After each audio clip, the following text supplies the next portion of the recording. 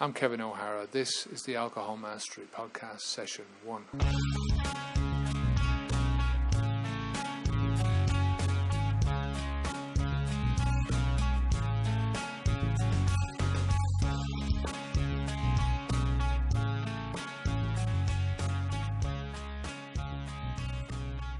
So the plan is to basically do one podcast a week and do a little bit every day, so that I'm not sure if I'm going to do the same topic every day or a different topic every day.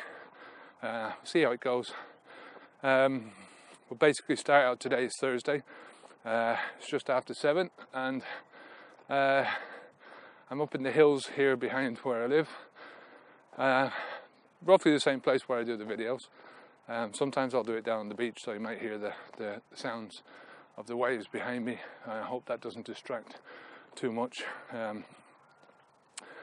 So today, on the first podcast, I'm going to talk about death, the big D. I think I made a video a while ago, maybe a year ago, called "You Can't Die from Alcohol Withdrawal" or something like that, and it got an awful lot of negative comments from people who are saying that you can die from alcohol withdrawal. And I get that. I understand that the possibility is there that you can die. That wasn't the point of the video. The point of the video is you don't tell somebody that who is not drinking heavily. You have to be drinking a lot of alcohol, and I'm talking about getting up in the morning, starting your drinking early in the morning, carrying on drinking through the day. You're drinking 24/7 and you're drinking heavy stuff.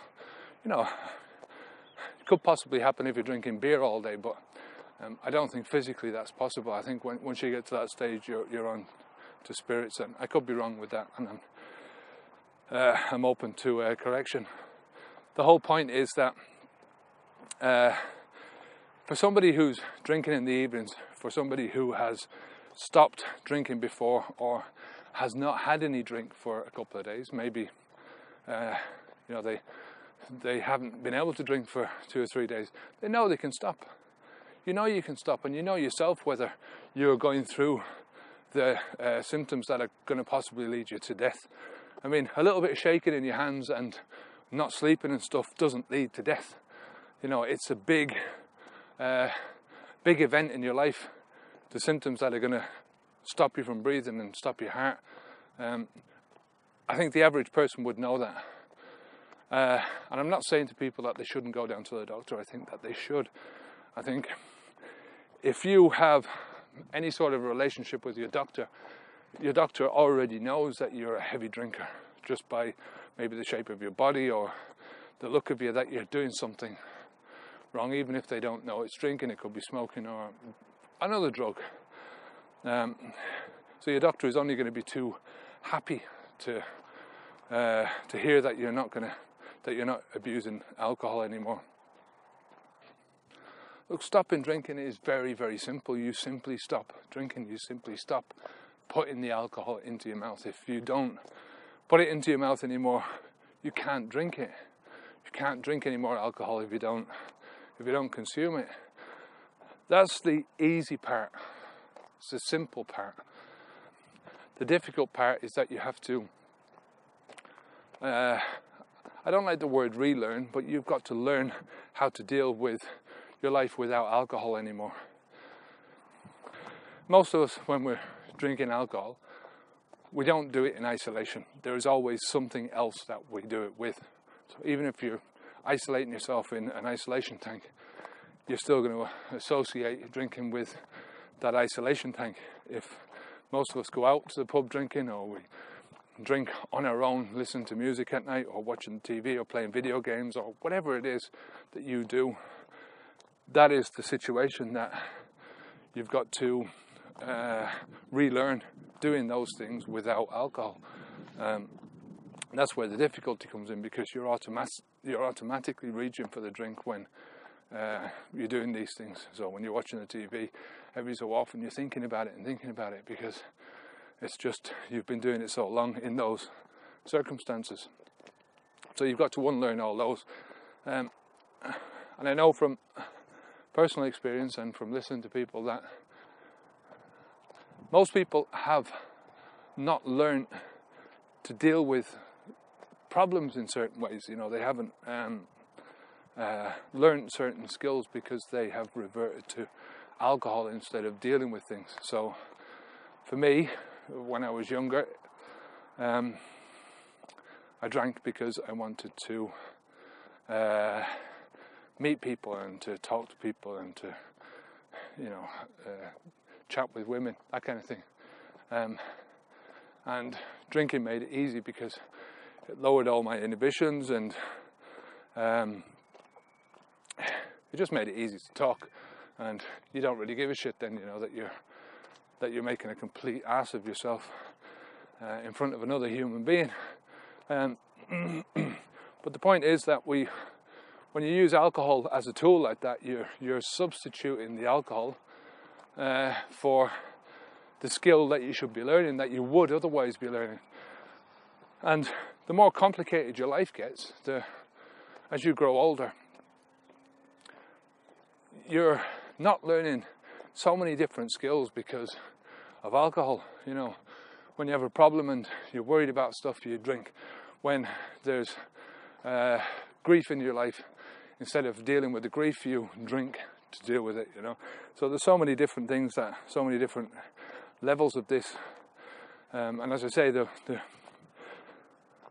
more you go through life, the more complicated your life gets. As you go into adulthood and you start working and your social life expands, there's just so many different things that you're not learning. So these are the skills that you need to learn. And in any learning process, you need to be encouraged with this. You want to learn how to do it. You want to learn the best ways to do it, how to achieve this, how to achieve that. When I stopped drinking, the first thing I did, and guarantee you this is what 80%, 90% of people do now, is they go straight to the internet and they type in quit drinking or alcohol withdrawal or symptoms like, whatever. Type that into the Google search bar, hit the search button and go to the top 10 results. Not many people go beyond that. Now, if you look at the top 10 results for any of those keywords in Google, you'll find that most of them list the shit that's going to go wrong. When you quit drinking, this can go wrong, that can go wrong. You can have the shakes, you can have the DTs, you can go through this alcohol withdrawal syndrome. What the fuck is that, That means anything from having a sleepless night to dying, to dropping dead. And that's the big fear at the end of it, is that you could drop dead. Now, I don't want to look at stuff like that. I want to hear, when you quit alcohol, you are reducing your risk of dying from alcohol poisoning, from alcohol ruining your life, from ruining your body. You're reducing your risk of cardiovascular disease, you're reducing your risk of liver disease, you're reducing your risk of kidney disease. The list goes on. You are reducing your risk. You are increasing your risk of having a wonderful life. You're increasing your risk of enjoying your family, of going out and just having a great time. You're increasing the possibilities in your life. You will no longer feel like you're in a straitjacket, that there's so many things that are being held back from you because of your alcohol abuse. But you don't hear any of that. All you hear are the shit that can go wrong. And if you think about it, when you're learning anything, say if you're learning how to swim, for instance, you go into your first class and everyone's there, everyone's a beginner. They're all stood around the pool and the instructor's there in front of you.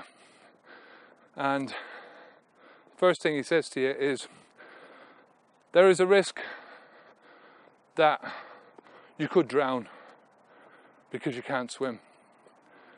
And I'm going to describe what it's like to die by drowning. So the first thing is that the water goes into your lungs and you feel an overwhelming burning sensation in your lungs. The second symptom of drowning is, and he'll go on to list all these symptoms and the crazy shit that's going to happen to you when you're going through death by drowning. They don't do that. You know, they don't mention drowning. That's the last thing they want to do, because I guarantee you 90% of the people would fuck off out of there. You know, they think, this fella's a nutcase. What the instructor is going to tell you is, these are the drills. These are the things that are going to keep you safe. He talks about you and your safety, about what you're going to achieve when you can swim, how you'll be able to help yourself in case of an emergency, how you'll be able to help other people in case of an emergency. He tells you the positive stuff that will happen to you. Doesn't go through any of the negative stuff. You know, if any negative stuff is spoken about at all, it's done in the sense of your safety in mind. So that's exactly the same thing that we should be learning, and that I want to try and teach as much as possible, is that it's a big, beautiful possibilities. There's many beautiful possibilities that will happen to you when you stop drinking. These are the things that you can do with your life. And these are the things that you're being held back from doing because you're drinking. You know, looking back on before I quit, one of the first videos that I ever watched on YouTube was of this guy in a shirt and tie and a jacket. I can't remember, he had a suit jacket on. Shirt and tie anyway. And he was sat in this, like an oak-lined room with a big, massive desk. And he sat behind this desk in his big office chair. And he's saying, nobody should quit drinking on their own without support, you know, without medical attention, because there is a chance that you could die. You know, this prick behind the fucking desk was telling me that, and just that one picture stayed in my mind for the first week or two anyway. And the reason it stayed in my mind was because I was quitting for my son. I was quitting for my family. I wanted to stop drinking because I wanted to live my life. I wanted to be a good father and a good partner, a good friend. I wanted to be all those things that I wasn't, that I hadn't been before. And there was this dick that was telling me that I could possibly die from it. And I believed it, you know. I'm not suggesting for a second that you shouldn't go visit your doctor. If you've got any qualms, if you've got any worries, it's the first thing that you should do. But what I'm saying is, people like that, I think he was a sack of shit. And he was obviously working for some dry out hospital or something that he was working for, and he was trying to get people through the door. And he was trying to do that by putting the fear of God into people. You know, just making people so fearful about quitting that either A, they wouldn't do it, just like the people that would walk out if the swimming pool instructor was telling them that about the possibilities of drowning. It would turn people off even getting into the water. You know, when people are going through these things, you need to reassurance. They want reassurance. They don't want all this. They don't need to hear all that crap. These people that are putting out these videos, these people that are putting out the Betty Ford Clinic, how many people could afford to go to the Betty Ford Clinic to be watched 24/7?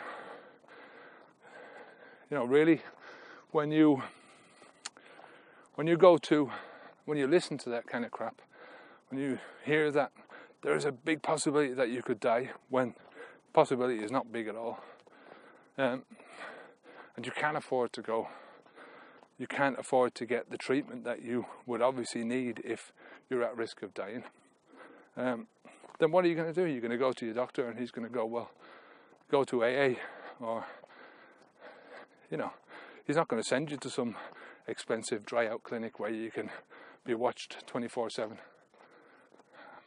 Most people can't afford that.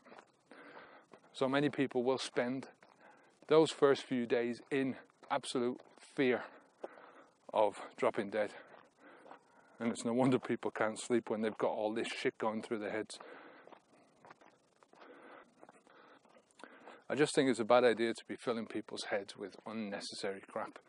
I understand that there are possibilities here, that there are negative connotations to quitting alcohol, but they're so remote from the normal everyday drinker who's trying to get alcohol out of their lives because they're drinking a bit too much and they're just sick of it. You know, people are just sick of getting up every morning with a hangover, sick of spending the money on it, they're sick of spending the time on it, they're sick of what they know it's doing to themselves. And every drinker of alcohol that comes to the site knows this. You know, they understand that things are going wrong and they need to try and put it right by stopping drinking. And the last thing they need to hear is some gobshite saying, yeah, there's a possibility that you can die. We all know the possibility is there, but it's so minute, it's not worth thinking about. Really what I want to do is to try and do one small podcast every day, but link them all together so that I'm only putting it out as one file, so you know you can download it at the end of the week. Hopefully I can do this once a week so that there's maybe 4 or 5 recordings adding up to maybe perhaps an hour. I think I can do that. I'm trying to get some of the ums and ahs out of it because I'll try and do as minimum editing as I can. So I hope you enjoy it. That's enough for today, Thursday. I'll be back tomorrow, Friday, and we'll see how it goes. Okay, so let's start this one again. It's Saturday morning. I'm up in the hills again, just behind my house. It's just after 7 o'clock. I wanted to talk a little bit more about death and health and all that kind of those aspects of quitting drinking, because I think it's so important. And there's so much information on the internet that it's very easy to focus on the negative aspects, and you know, that's one thing that keeps coming up over and over again.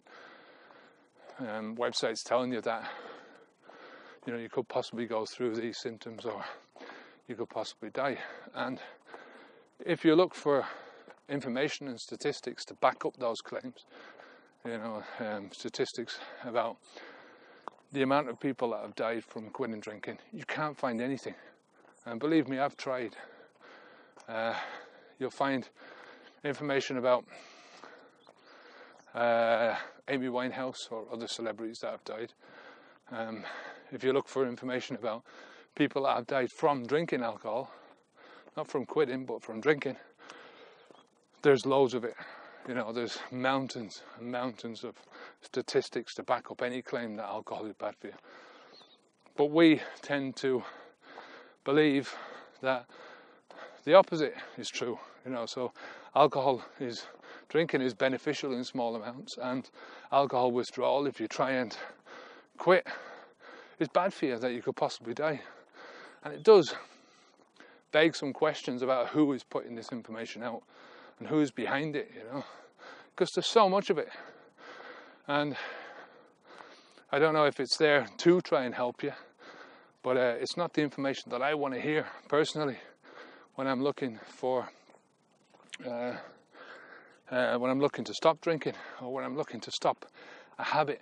I want to hear positive stuff. I want to hear inspirational stories. Now, one of the most inspirational videos I've ever watched was of this Polish guy who was born with no hands, no legs, and he said he went through his teenage years and he was depressed, obviously, because you know, with all the other hormones that are going through his body, he wasn't able to do what everyone else was doing, and he thought his life was worth nothing. But then he said he started to develop self-confidence, and he started to see his life as not in terms of what he couldn't do, but what he could do and how he could do the things that other people told him he couldn't do. So now this guy is with no arms and no legs, is jumping out of airplanes and water skiing. And the point is, you want to hear stories like that.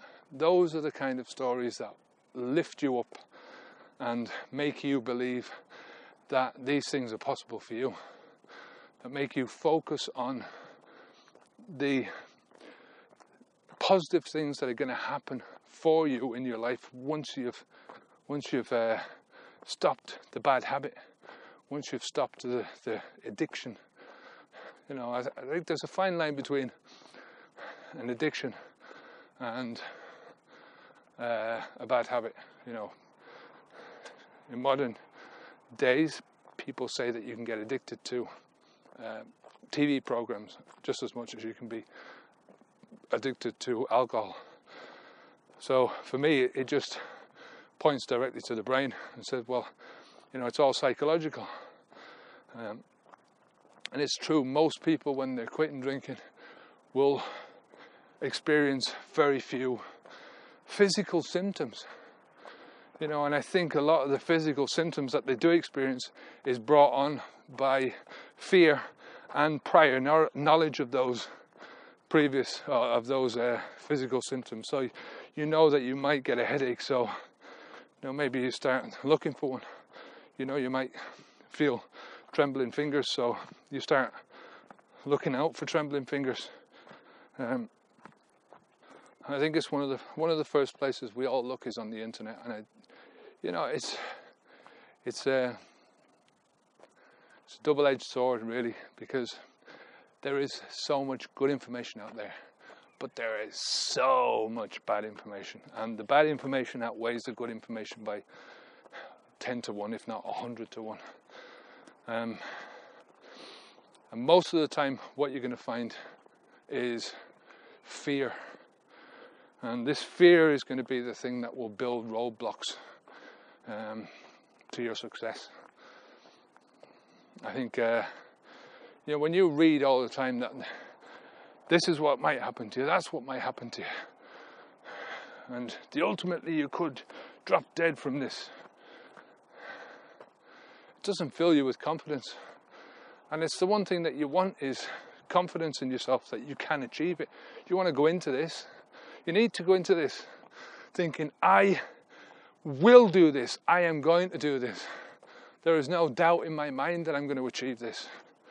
But as soon as you start letting things like that get into your head, that there's a possibility that you could drop dead from this, then doubts start to creep in.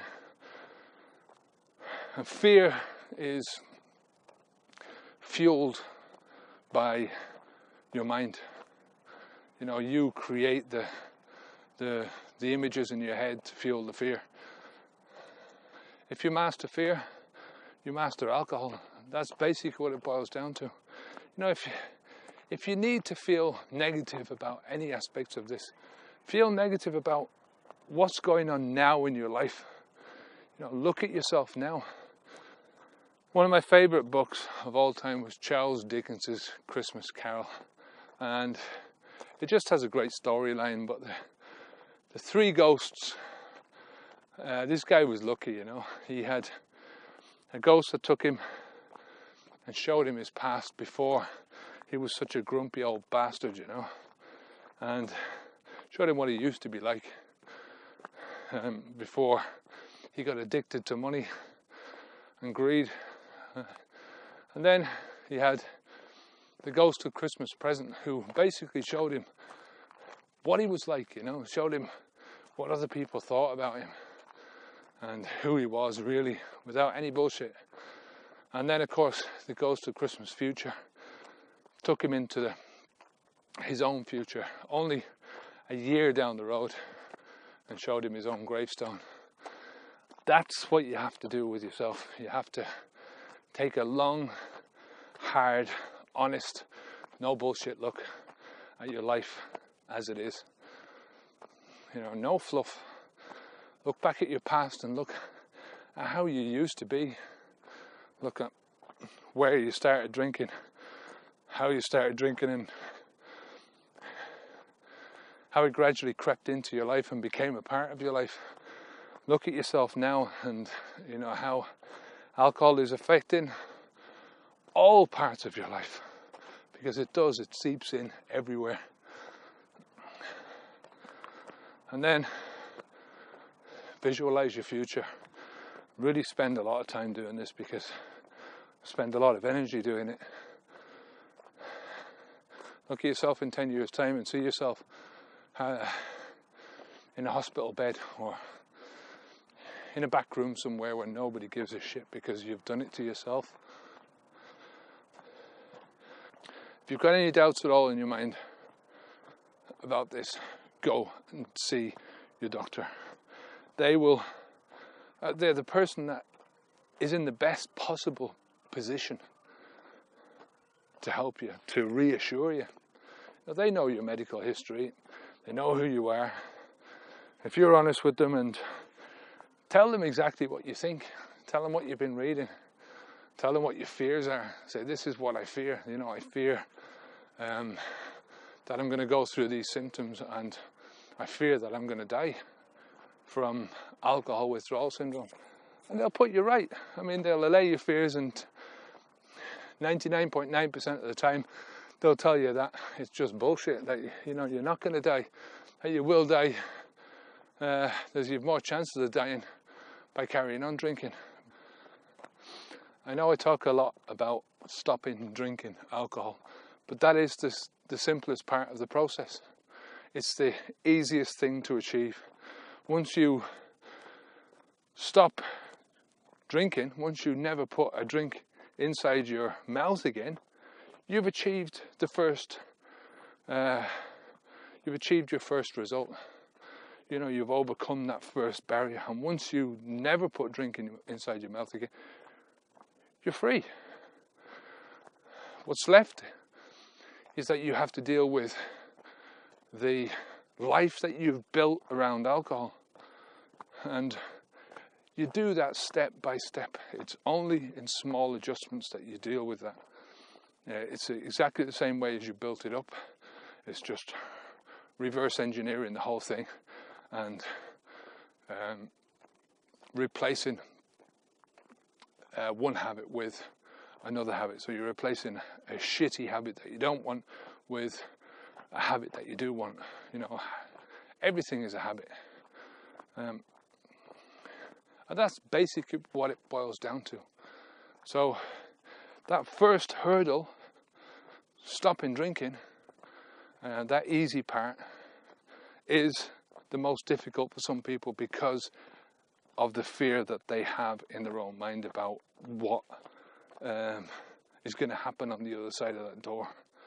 You know, what the fuck is there, you know? And it's the unknown, and it's outside your comfort zone. But it's a move that you have to make.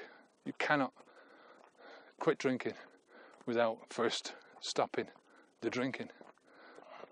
And handle that one bit at a time, then you're golden. This is all we can do anyway. You know, we can only process one bit of information at a time. You can't think about two things at the same time. You know, you think about one thing. And you're not alone in this. There's millions of people who have quit drinking without dropping dead. You know, but you don't hear about any of those people because it doesn't make great news. You know, I don't read the newspapers much, so I'm not an expert on this, but you know, how long is it since you've heard about somebody dropping dead from alcohol withdrawal? Alright, that's enough for today. I'll see you in another couple of days.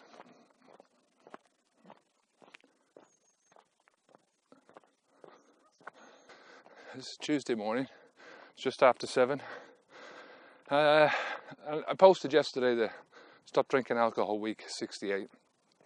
And that was about what do you do if you quit drinking but your partner still drinks and really they don't want to stop and they feel threatened by your quitting and feel threatened by the changes that you're making in your life and they just think that, you know, everything is going to change around them. And I got a comment asking whether you should try and change your partner's behaviour, so whether you should try and convince them to stop drinking as well.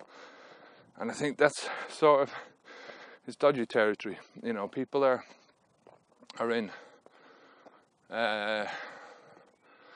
you know, they're on different journeys, and you can't sort of impose your changes onto somebody else. I think the best way of convincing somebody else to stop drinking is by you going through the whole process and showing how much better your life is without alcohol. That is the best way of doing things. And when people see that, they see how good you're looking, how good you feel, how much your life has changed. When they see how much better you are as a person, you know, how much better you look, how much more productive you are as a human being, how much happier you are, that's a huge motivation to anyone. I think when you're trying to convince somebody else to stop, there's always going to be barriers there, because for years, you know, nobody would have convinced me to stop. Drinking was, for me, it was part of who I was. You know, it was. I didn't see the harm in it. I didn't see the damage that it was doing to my body, to my spirit.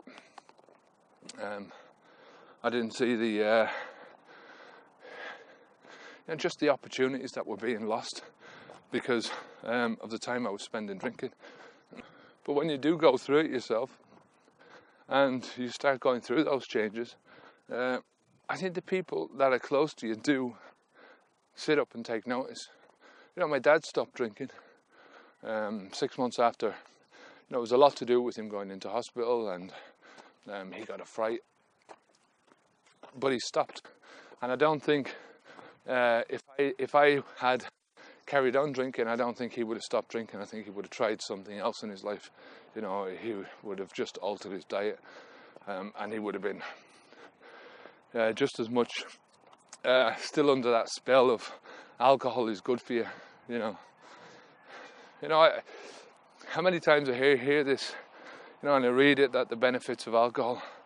And when you sit down and you watch other people drinking, there's no way that the majority of people, the majority of drinkers, stay within the healthy limits. I mean, the healthy limits for the cardiovascular benefits that they say are there, and I'm still not convinced of that, is only really 1 glass of wine a day. So, you know, there's very few people that I know that stick to that rule. But that's a different story.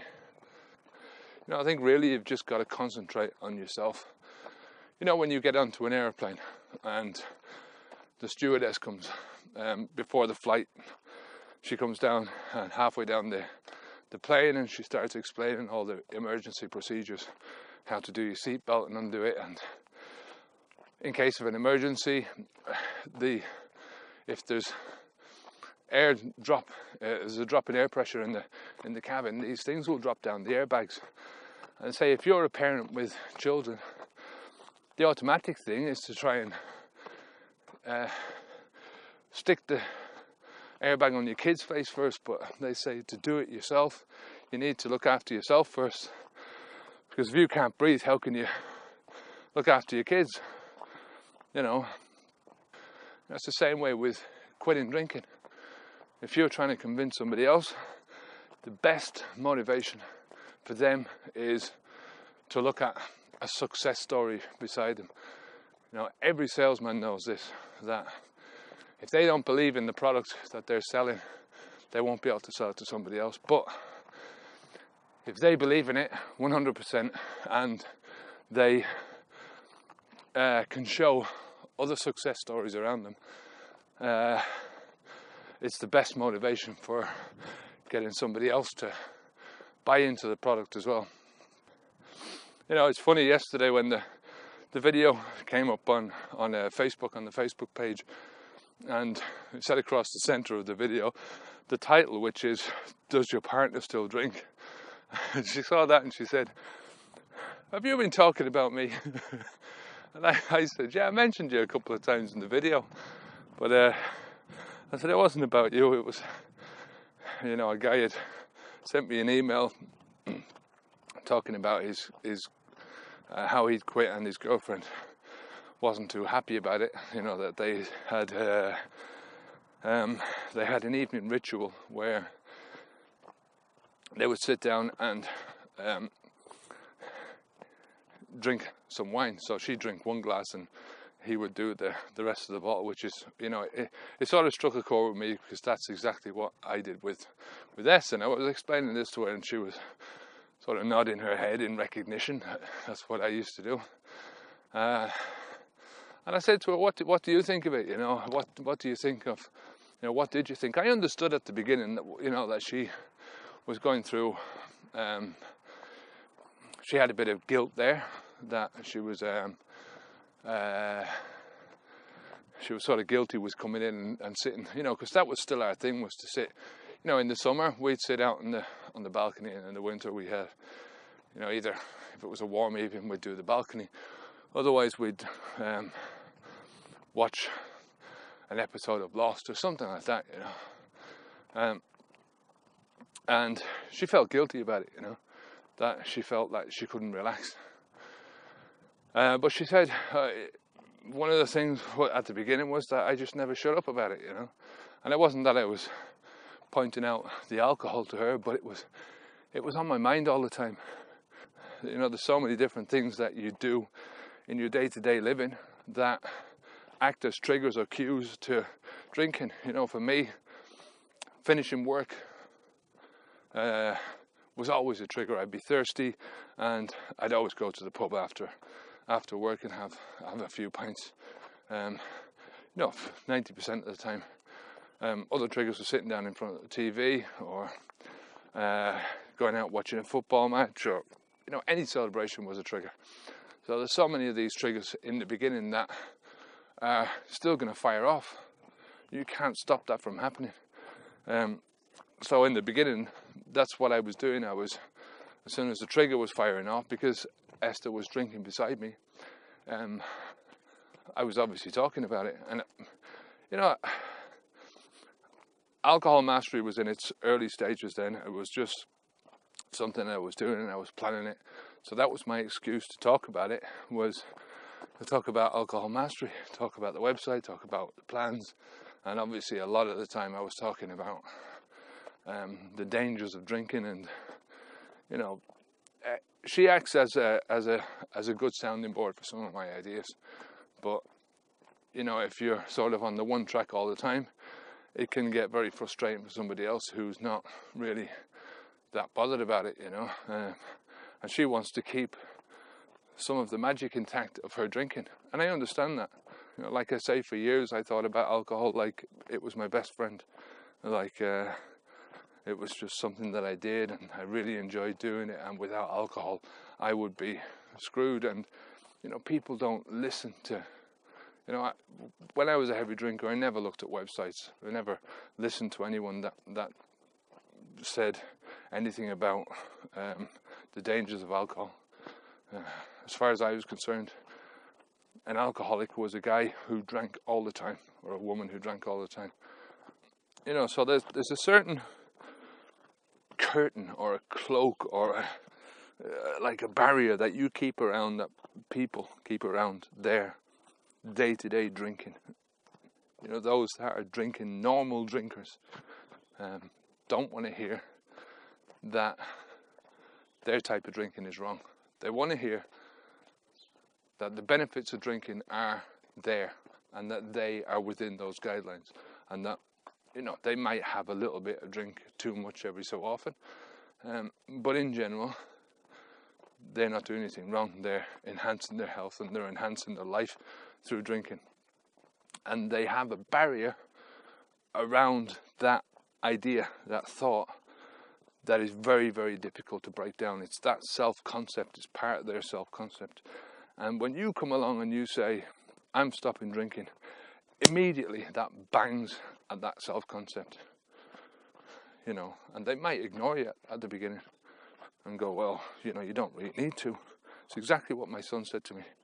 You don't need to stop drinking, you need to cut down, you need to, he said, when I told him I was an alcoholic, he was totally shocked, and it was like, I remember his face now, it was like, you're not an alcoholic, you know, you just drink a bit too much every so often, you know, you just have to cut back. And he knew how much I was drinking, you know, he was there a lot of the times when I was drinking, and even he couldn't keep up with me.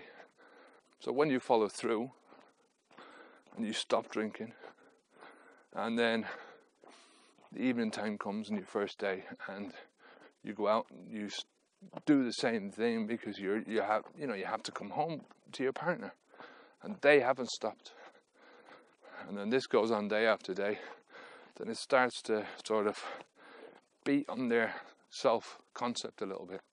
So it starts to chip away at the outside, and they don't want to hear any of that.